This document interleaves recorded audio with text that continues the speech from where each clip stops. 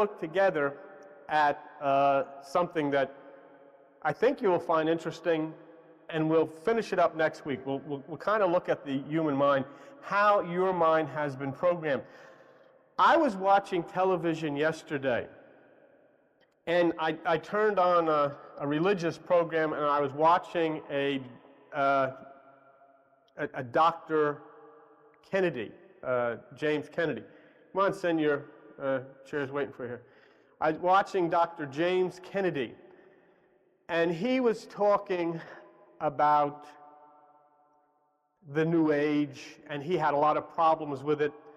He said, because he said it is really taking up with psychology, and as a result he was insinuating that when you get involved with psychology you kind of come against Christianity, which is true. And what he said really shocked me. First of all, he's a very distinguished looking man. He's an eloquent speaker, beautiful speaker. He has a magnificent church setting with everything that, you know, it just had credibility all over it. I mean, it was a magnificently beautiful place. But what I saw there actually was, I saw people being programmed. Because what he said was this, he says, you know, a lot of these people today in this psychology, they'll say to you that you are gods. And as such, he said, the problem is, where does this originate from, the fact that you are gods? He says it originates from Satan. He says Satan was the first one to say you are gods. And he said to Adam and Eve, if you'll do this, you will be like God. And so he says that this type of a thing which brings psychology together and gets people to think that they have this position as gods is from Satan. And so then I thought, well, gee, you know, this guy is really a credible speaker. He's extremely distinguished, has all the credentials from all of the great universities. He's speaking in this magnificent place with all of the surroundings. And very few of those people were ever going to look really into a Bible to check anything. And so they all walked out of there with their minds programmed that this philosophy of believing that you are gods is satanic. He had done this, and he had to do this in order to protect the system. He has to do this in order to protect the traditional system of religion. But what I want you to do, I want you to open those little Bibles that I've given, or that you have out here, and I want you to open to page 876. And if you open to page 876, the rest of you go to the book of John, and I want you to look at something in there that Reverend Kennedy, in all of his eloquence, failed to note. And this is John chapter 10, okay? John chapter 10. And if you go with me, you'll go to verse 34, and there you'll see the words of Jesus Christ. And what does he say? Is it not written in your law, I said, you are gods? And if he called them gods unto whom the word of God came, the scripture cannot be broken. So it wasn't Satan who said you are gods, it's Jesus Christ who said you are gods, but the eloquent Christian preacher on television with thousands, millions of people watching him neglected to tell people that this was said by Jesus. He said, oh, it's said by Satan, because the point is, if you don't realize that you're a god, and if you think you're a sniveling sinner, as religion tries to burden you with, then of course you will continue to reach out to the system instead of reaching into yourself. Now, let's go a little further than that. And there's a statement in the Bible that's in the Old Testament that is directed to you. And watch this, and try to understand it if you can. Go to page 506, and at that you'll go to the book of Psalms. Book of Psalms, and go to Psalm 82, page 506. And this is, quote-unquote, God, whatever that is, speaking. And God says in Psalm 82, verse 6, I have said, you are gods, and all of you are children of the Most High, but you shall die like men and fall like one of the princes. So what do I have to do so I don't die like man and fall like one of the princes? Look at verse 8. Arise, O God, judge the earth, for you shall inherit all nations. See? So that's what we're here really to talk about. You have been conditioned, your mind has been conditioned, And for all of the years that your mind has been conditioned, you have reacted and you have suffered, and we'll show you how. And you know, conditioning is an interesting thing. Gina, come here for a second. I want to introduce everybody on television. I want to introduce everybody on television all over the United States and Canada. The young lady used to be my secretary. This is Gina. Okay? Now, will you just tell me, do you know how to spell spot? I mean, do you know how to spell? Do you know how to spell spot? Yes. How do you spell spot? S-P-O-T. Spot. Now, will you spell it 5 times? S-P-O-T, S-P-O-T, S-P-O-T, S-P-O-T, S-P-O-T. What do you do when you come to a green light? Go. Good, all right, good, good. And no, come up for a second. No, I was your secretary. I wouldn't get that wrong. 99 people out of 100 will say stop. Okay, and you did good, but you know, what led you? Why were you thinking that? Just. I was just concentrating on getting it right, but if I was going with the flow of things, I would have said stop. Okay, good. See, what she did then, and that's why she's sitting here, because I've known her for a long time, and one of the things that she has done in her life is work to break the conditioning. That's why she'll, in October the 21st, she'll be up there with us to see Kataro. We're breaking the conditioning. We're looking for something new. But it's true that if you condition people, and 99 people out of 100, if you say, you know, S-P-O-T, S-P-O-T, S-P-O-T, S-P-O-T, and then say, what do you do when you come to a green light? They'll say, stop. Okay. Okay. But it's because the mind is conditioned, and that's what we'll look at tonight. Our conscious mind is the only entity on the face of the earth that remembers its beginning and looks forward to its end. The only one. And what happens basically in our lives, you know, we become like a puff of smoke, don't we? Take a look. There's a fellow's hat hanging on the wall. Was quite a character, quite a young man. That black hat. You can't see it on TV. The black hat hanging on the wall is kind of a memory of somebody that came through this church. Very strange young man, had all kinds of difficult encounters with the law, and died in an automobile accident. And basically, his horror of his life was because of conditioning. Everything was programmed into here, how he would react, you know. And he tried desperately. And in fact, we worked very hard with him, and the conditioning was beginning to change. And then something happened. We'll get into that in another time. But basically, all of us then, what are you trying to do? You're trying to figure something out in your life, aren't you? I mean, because after all, what's your purpose here? What reason do you have? And the thing is that we're always trying to figure out next week or next month or what we're going to do, and yet we don't even know for what. What's the purpose of it? Where are you going? You know, when you think if you want security, and then you're living like a flea on a tennis ball going through the universe at 40,000 miles an hour with nobody driving it, you know, where's your security? Where are you going to go? And now, consider why you are the way you are. Why is Rose the way she is? Why is Don the way he is? Why is Albert the way he is? Why is Margaret the way he is? The point is, you think the way you do out of habits. It's habit. That's why you are the way you are. You think the way you do out of habit. And habits are thoughts which dig themselves deep into the subconscious. Thoughts that are like seeds, and they burrow themselves deep into the subconscious. And when they are ready to blossom, those negative thoughts which have buried themselves deep into your subconscious will one day blossom into tumors. Sure? One day, those thoughts which have buried themselves deep into your subconscious will blossom as tumors or some other kind of disease. And all of the festering that goes on in our minds, all of the festering that comes out through the subconscious, all of the hate which resurrects itself and grows out of the subconscious, we call tradition. Oh, even your parents said, why do you think the way? Because you do, that's why. Huh? Did you ever ask your father, why? Because I said so. And you know what? Many years ago, he asked his father why, and his father said, because I said so. Nobody ever has said why. It's just because. It's tradition. It's the way it's done.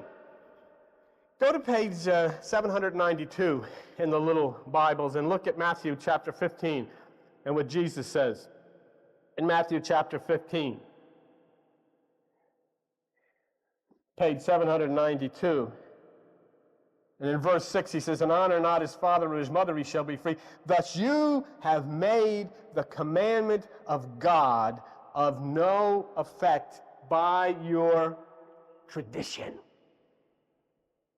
You see, Jesus Christ had contempt for tradition. He had contempt for religion. He had contempt for everything that the system holds valuable and wonderful. Let it all fall down, he said. Let it all tumble down. He said, "Oh, what beautiful churches." He said, "Nothing but a pile of rocks. Let it all fall down." Because he had contempt for the tradition. But here's the point that you've got to understand. And this is the most magnificent thing of all. Inside of you is the power and the energy to take us all above all the negativity of these deep thoughts which are burrowed into our subconscious. All of the negativity which produced the hurt, all of the negativity which produced the disease and the violence. Inside of you is a power to take you above that. But you know what? Right now, your traditional thought patterns have you firmly locked in the lower. You're locked in the cellar. And there's a deadbolt lock on it, and very few of us know how to get the key to open the door to let all of that crap out. Very hard. Because, you know, it's important to understand something. The same power that brings bad fortune brings good. It's not a different power. There's only one power. It's not a question of the power. It's a question of how you use the power. Look at me. Understand something. What choice do you have but to take what I say to you? Where are you going in your life? You're getting older. Things start to run down. Where are you going? What's your direction? What are the possibilities? If you start to take into you what Jesus said, what Krishna said, what Buddha said, what I'm saying to you, if you take into this, then the future is unlimited. The possibilities are astral. Otherwise, you know what your future holds. If you take into yourself what the religionists tell you, then you can look forward to something supposedly happens at a Golden Gate after you die. Nothing now, after you die. If you take this power, which is electrical power, and you put it into the hands of an electrician, you put it into the hands of somebody who studies the power, understands the power, then they can light up the world. You put it in my hands, and I'll burn the building down in 5 minutes. Why? Because I don't understand the power. It's not the power is evil. It's when you touch the power and you don't understand what it is that you misuse it. So a person can use an automobile to drive to visit somebody at the hospital or to bring chocolates to their aunt who lives in Chicago. Another person can use the same automobile to rob a bank. It's not the automobile. It's those who are using it. And you know, that's why, if you look with me, and I forgot to write the page down, so somebody tell me where it is. Isaiah 45. What page is that on in the little Bibles? Isaiah chapter 45. 609, page 609, okay? Isaiah chapter 45, and look what it says, something that very few Christians have ever seen, very few religionists have ever seen, but God makes the statement in Isaiah 45, verse 7, "I form the light and create darkness. I make peace and create evil. I, the Lord, do all these things." God creates evil. How? Atomic energy. It can light millions of homes. The same energy misused can kill millions of people instantly. So what's being said is the power is given unto you. How you use the power will either make it good or make it evil.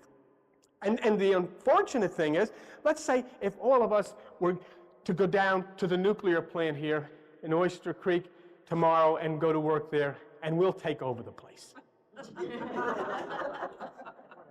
The same power that is lighting our building here now would all of a sudden erupt into streams of people flowing out of the county. Planes, everybody going in opposite directions because Ethel is in charge of the nuclear plant. Here is the nuclear scientist that is taking over. Nothing to worry about. Oh, do we have a present for you? See?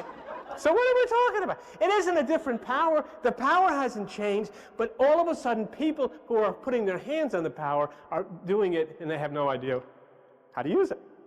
And so basically then it becomes the same power that is good suddenly becomes evil. Okay?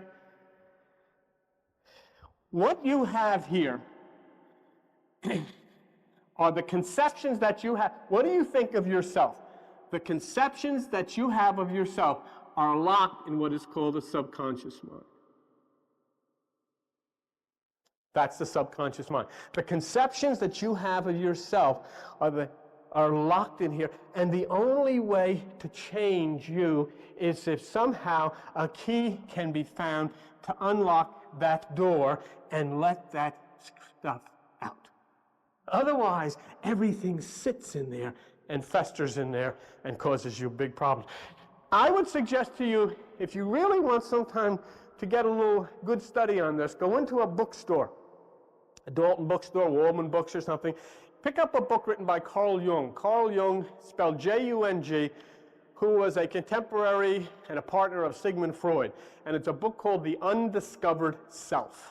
You're not reading a New Age, you're not reading a preacher, you're not reading a religionist, you're not reading a screwball, you're reading one of the most eminent psychoanalysts that ever lived on the face of the earth, and he'll tell you about the subconscious mind. And there is nobody with better credentials to talk about it than Carl Jung. But so where's the key? Where is the key for everything that your parents have put in there that was wrong? Where's the key for everything the church has put in there that is wrong? Where's the key for everything that the government has put in there that was wrong? Where's the key? Everything that your friends have put in there that is wrong. And all of that stuff is festering in there. Take a look at page 847 in your Bible. Go to Luke chapter 11. Luke chapter 11, page 847 in your Bible. And then Jesus says in Luke chapter 11, verse 52, "Woe unto you lawyers," he's talking biblical scholars, "you have taken away the key of knowledge." Why? Because you entered not in yourselves. And them that were entering in, you hindered. In other words, what Jesus Christ just said, by entering within yourself, you take the key to unlock the door and let all of this hurt out. But right now, it's locked. And everything is... And if you study Carl Jung, you study Sigmund Freud, you'll find this is the location of your problem. And you don't even know that. Because the subconscious mind is the key. Do you know what the subconscious mind does? It never sleeps. When you dream out of the subconscious mind. It never sleeps. It never forgets. It remembers everything that you've forgotten. It never forgets a thing. And a psychiatrist can take your subconscious mind right back to the beginning. Sometimes you walk down a street and you smell something. Instantly you're transported back to maybe your aunt's house or your grandma's house or something, and all the people surround you. You can feel the house, you can feel everything. You can see leaves on a lawn, on a front lawn, or the smell of the water hitting the grass at night, and you're back somewhere many, many years ago, and because it's all stored here, it's never forgotten. Everything you've ever heard, everything you've ever learned, everything that's ever been told to you is accepted as fact and stored in the subconscious mind. The most powerful instrument in the universe is the subconscious mind. The conscious mind is only 10%. And the thing is that everything that goes into the subconscious that causes the problem comes from the conscious. Somebody tells you something, it goes in there and it finds a place to dwell and grow in there. Somebody teaches you something. Somebody frightens you. It all goes from here, your conscious mind, and then it goes into the subconscious mind. And when it goes into the subconscious mind, you forget it. But your subconscious doesn't. So, a situation happens. See, this is only 10% of, this is the key of tithing. This is why God said it is so important that you tithe. I need you to give that 10%. I need you to turn that off, because as long as you leave this active, all of the fear, all of the hate, all of the discouragement, all of the depression is going to come flying in here and root itself in the Garden of Eden, and the Garden of Eden is going to be filled with weeds and all ugly things growing in there. This here conscious mind has good things. You help people with it, don't you? And sometimes say, they're going to help the people with Hurricane Andrew. That's coming out of the conscious mind. That's a good thing. Has a lot of bad things. And it's called, in the Bible, in the book of Genesis, the tree of the knowledge of good and evil. And it says, don't eat from that tree. Go to Eden at the east, to the right side, eat from there. But this here, first of all, has to be reprogrammed now. We'll get into that. See, because who's the servant here? Look at the size of the subconscious mind. Look at the size of the conscious mind. And the fact is that the servant is the subconscious. The master is this little insignificant conscious mind. The tiny little conscious mind is the master. And this is the amazing thing. The greatest power in the universe does exactly what it is told by the little insignificant 10%. It obeys everything that comes from here. And if you tell this that you're sick, it will fester, it will find a root, and it will blossom into a little tree of sickness, and it will grow. Because it believes everything you tell it. And in the same way, if you tell it you're not, you can then start on your way of life. What does it mean? Lie to it. Lie to it. Tell it lies. I really do feel good.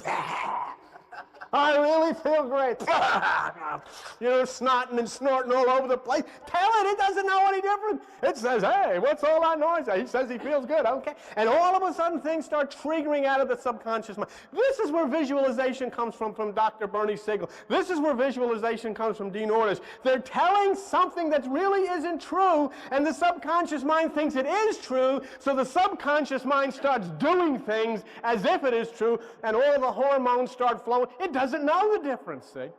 It doesn't know that it's not being told the truth, so it starts reacting. So now you can see why something has to happen. Look at page 928 in the Bible. Look at the book of Romans. Go to Romans chapter 12. Romans chapter 12 and verse 2. And be not conformed to this world. This world is right over here on the left side, folks. It's the conscious mind. But be transformed by the renewing of your mind. In other words, what this here is a computer, and you've got to put in a new floppy disk. You've got to reprogram it. You can't change it. You can't go to your computer and lay hands on it. You can't go to your computer and read the Bible to it. You can't go to your computer and sing Amazing Grace. You got to reprogram it. And the most magnificent computer in the world is sitting right between your ears, and you've got to reprogram it because it is filled with information. It is filled with coded messages, and these things are growing into the things that are torturing you and causing you the problems that you have in your life. The problems in your life and in my life are not being caused by anything out there. They're being caused by everything in here. And it's been stockpiled. Nobody wants to be subjected to the negativity. Nobody wants to be subjected to the hurting. Nobody wants to be subjected to the sickness. But yet the point is, we don't even realize that behind this veil is the answer to all of that, to ridding ourselves of all of that. The mechanism. But you see, the point is, you say, why do I hate this job? It's been ordered for you to hate that job from in there.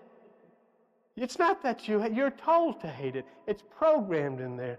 Why doesn't anybody like me? Why don't I like anybody else? It's all programmed in there.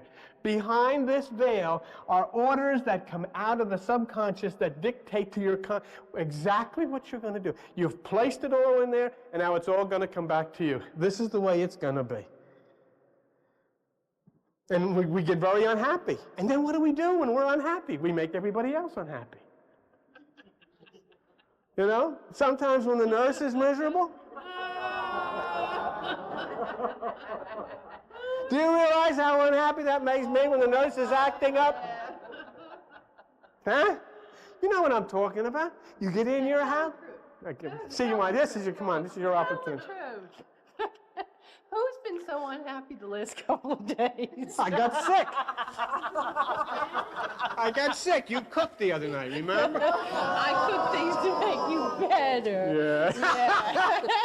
Yeah. I had a little virus the last few days, And you know. was he miserable? And I was miserable. I was You miserable. And this is what happened. The nurse made me some, what was I that? made you chicken and sweet potatoes, the two best things for your And stomach. it drove me right into the men's room, didn't it? No, you've been in there for the whole day. Huh? Okay. But tell about when we were away, and I was in the spa having a good time. What happened to you with Oh, the that was- people next to us, and how Koo worked with you? Yeah, well, that's true. Okay, I will. Yeah, Thank you very much. The nurse was down at the spa, and she submits herself to all of this insanity. You know, they put mud on her and leaves on her and they massages. She doesn't miss any of this stuff. She swims under and out and all of this stuff. So I had the afternoon off. I said, you know, I was really tired. I didn't feel like it. So I said, I'm just going to go back and I'm just going to lay down. Here I am in the mountains in a nice condo, all by herself in the mountains. You know, gorgeous up there near Action Park in Vernon, New Jersey. And we were near that. Well, all of a sudden I wake up and boom, bang, and I hear some guy screaming, "Get the, I won't use the word, out of here." I'm trying to scream and throwing things, crash up against the wall. You know, I'm like, what the heck is this? You know, here I am in the mountains. It's all alone without you. yeah, I figured this must be the subconscious mind, and what the heck is this? I mean, I could have been, I'm on vacation, there's some mountains. I mean, they can't do this in this nice place. The people in the spa are going up and down in the water. What is this? And all of a sudden, I look out, and I hear this screaming and fighting and kids yelling. I look out, and there's two cops standing on the stairs. And they got this guy, and then I look out the front door, and I got this blonde girl up against the police car. And then I'm looking out for the nurse because I figured she's going to walk right into the middle of this thing. Making a long story short, they carted this guy off. They carted the blonde off. And it was, you know, but what had happened there? And this is amazing because whether it had been because I was sleeping, but as soon as it hit me, it transported me back to my own life as a child because that's what I lived in. My whole life was like that. You know, my father committed suicide. I don't know if I told you the story. I discovered his body actually hanging from in a doorway when I was 14. But our whole life was, you know, I mean, my mother chasing him with a knife and people. I mean, it used to be like Dodge City. I had brothers, they used to fight. They'd tumble through banisters. And I mean, this was really wild. So when I woke up and I heard this, I just was transported right back. So basically, when Joan says Koo, what lies in the invisible subconscious, Buddha calls Koo. If anything activates that or stimulates that, it comes into what is called Ki. It all of a sudden manifests itself. And it's really, it is really true. And you test it. You know where you've had situations. Sometimes you call them deja vu. All of a sudden, gee, I feel like I've been here before. What the heck is this? Something has come out of here. Something triggered in your subconscious, and you had this physical feeling that, you know, you were back to where you had originally been. But when this unhappiness comes, you know, you wonder sometimes, why do I feel the way why am I acting the way I am? Because it's triggered from deep within your subconscious mind. It's resting there. And you don't even know this. That's why I encourage you to get the book by Carl Jung, because, you know, to listen to me, you know, what the heck am I? Or to listen to some preacher, what is that? But listen to a man who is a psychoanalyst of the highest credentials talk about this thing here and what it is. This is that atomic plant. If it's not handled properly, it is an atomic bomb that'll kill millions. If it is handled properly, it is the power of the universe to set the universe free. Oh, wait, come on now. Come on, get up, because there's people on top. But when this happened to you, you didn't even realize it. You know, you just got so upset and so nervous, and all of a sudden he's down the spa looking for me. Well, I went a half hour over in my treatment, and I come out, and he's like going around everywhere. Where is she? Where is she? Well, Like he was you know, the panicking, funny thing you was, know? I went into a panic, and I started to try to protect her from going back up there. But it was all my experience because I knew what the results were of that because I'd lived that, all my life. Yeah. Okay? All right. Let's go on and just look at the point here. All of these troubles, and you have to know, each one of you in your life, what the troubles are, enter your subconscious from your conscious mind. They come in. Here's, let's say, an unwanted child. An unwanted child has all of this that's told to him, filter in here, find its way into the subconscious. He grows. He's forgotten about it. It's not forgotten here. And what you have now is the makings of a killer. What you have now is a serial killer. You have a rapist. You have a violent, antisocial person because of all of the hurt that came in at his subconscious at a very early point in his life, found its way deep as a seed, and now it grew, and whatever stimulated it, it burst forth into a horrible flower of killing and raping and pillaging. Not because this person is necessarily bad, not at all. This person doesn't even know. This person doesn't even know the connection. And the law, for the most part, doesn't know the connection. Oh, this is a horrible person. We kill him. We never go back and make a fine or do anything bad to the people that actually put the fear and the hurt and the guilt and all the terror into that subconscious mind at a very early age. In other words, when you scream at your kids and when you program all of this negativity into the minds of children, it's going to grow and it's going to come back. Fear of the unknown. Yes. Exactly what it is. Because you've forgotten the whole thing. Your conscious mind forgets it. Oh, he's a rapist. Why? It's a serial killer. Why? Does all these horrible antisocial things. Why? Everybody forgets. Nobody remembers because it's not remembered over here. But remember, whatever negativity, whatever horror you put into the mind of a child or anybody else is never forgotten in the subconscious mind. Never. There was a story of a lady that she got married and she would go to the kitchen, and whenever she would cook a meal, she'd get a violent headache.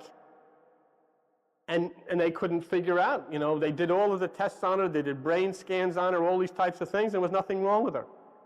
And so she went to a psychiatrist, and the psychiatrist took her back in a past life regression or whatever it was, took her back to the time she was a little child, maybe 2 or 3 years old, and found out that her mother was holding in her arms, and her mother was cooking something, and the stove exploded, and the child dropped on her head. She had forgot. She never knew anything about that. And so what happened? The subconscious triggered. Every time she went to the stove and she started cooking on the stove, the subconscious triggered this fear and a headache. And how was it found out? It was found out by a psychiatrist delving deep into the subconscious mind to see, what had happened when she was a little child. Something that was long ago forgotten here. Do you realize what I'm telling you? Do you realize that each one of us then, all of a sudden, is going to start to have some kind of antisocial, anti-personal behavior, and we're going to say, I don't know what's the matter, people, what the heck's the matter with this person? Nobody's going to remember, nobody's going to know that seed which had buried itself deep into the subconscious. Yes, sir? Yeah, so many times. Can you stand up, please? So many times the psychiatrists have said, act out your anger, the anger that you have locked inside, that you're suppressing. And this is what rapists do. They act it out. They're sociopaths is what they call them. And they have anger that's held there inside. And all their lives, a lot of people hold that anger. But that's a carnal type of anger they're asking you to release. It's not into the subconscious that Bill's talking about. That's all I have to say. Okay. The point that he's making, I think, and I hope he's making, is no matter what you act out will only change for the moment. There has got to be deep, metaphysical, spiritual, Christ type of, Buddha type of work to reprogram this.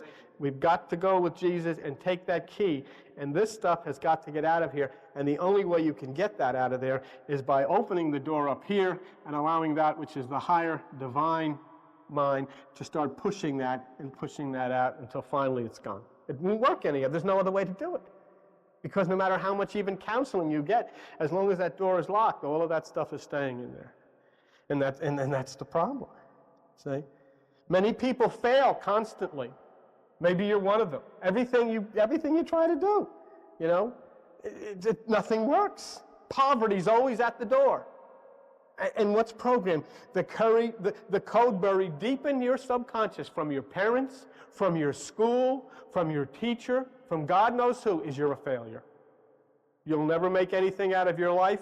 You'll never amount to anything in your life, and that's been programmed into you from here. I don't know where it came from. You don't know where it came from. Think back who it might have came from. Maybe it came from your mother or your father. Maybe it came from somebody in your family. Maybe it came from a school teacher. Maybe it came from a policeman. God knows what. Maybe it came from a boss, the first boss. Whoever said it, said deep inside of you there was a root that went sinking itself into the subconscious tunnels of your mind saying you're a failure, and every time that you try in some way to figure out what the heck, why can't I ever make anything right? Why can't I amount to anything? Why can't I do this? Why can't I be successful? Why am I always failing? Because you're programmed to fail. You're programmed to fail. And until that programming is driven out of that subconscious mind, you'll never change. The subconscious mind is programmed that you cannot make it, and it will see that you don't.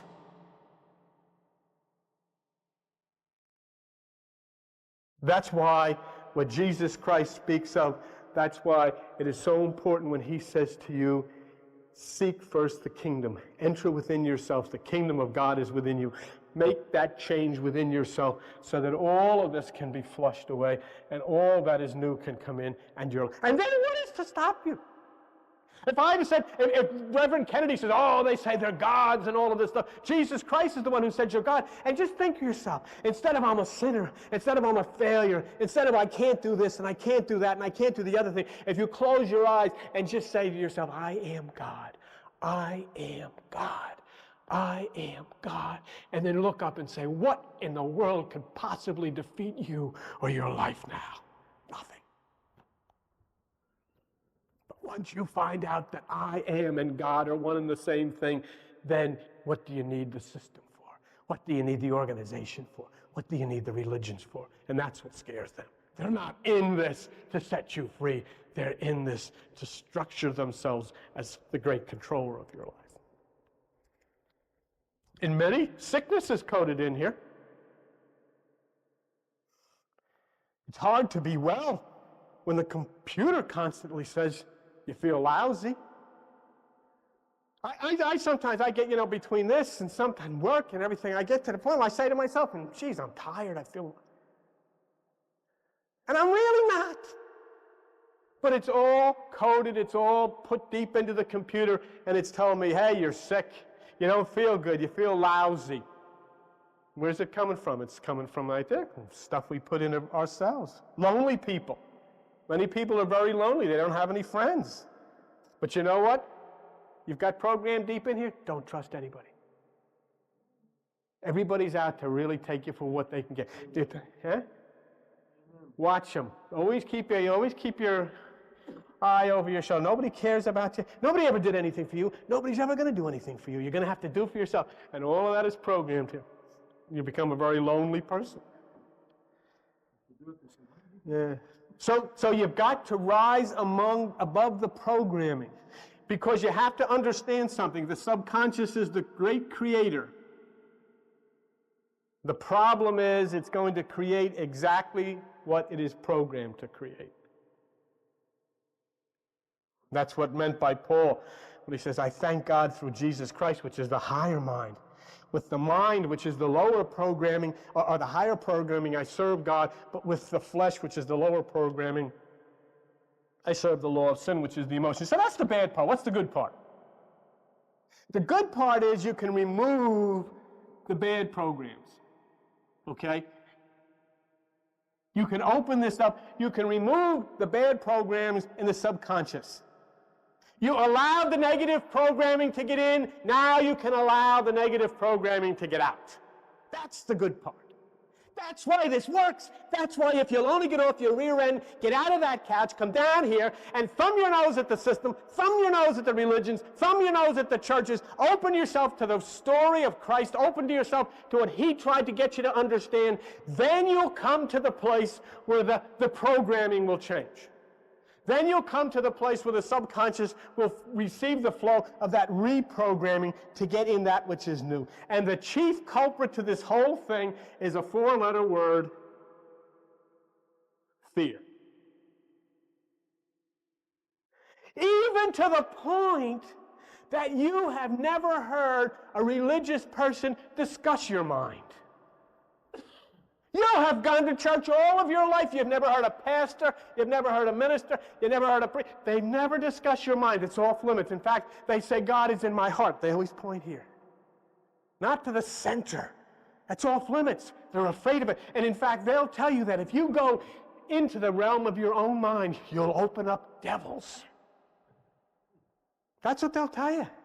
Because it's fear. And you know why that is?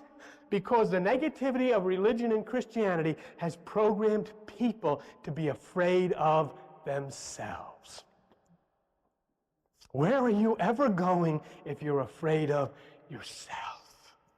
If you can't love yourself, if you can't, and do you know what this Reverend Kennedy said on television? That this humanism, this New Age stuff is nothing but worship of self. Finally say, hey, I am something. Look at me strutting. Why, you should see me when I go to Key West with the nurse. I suck this in for 2 weeks.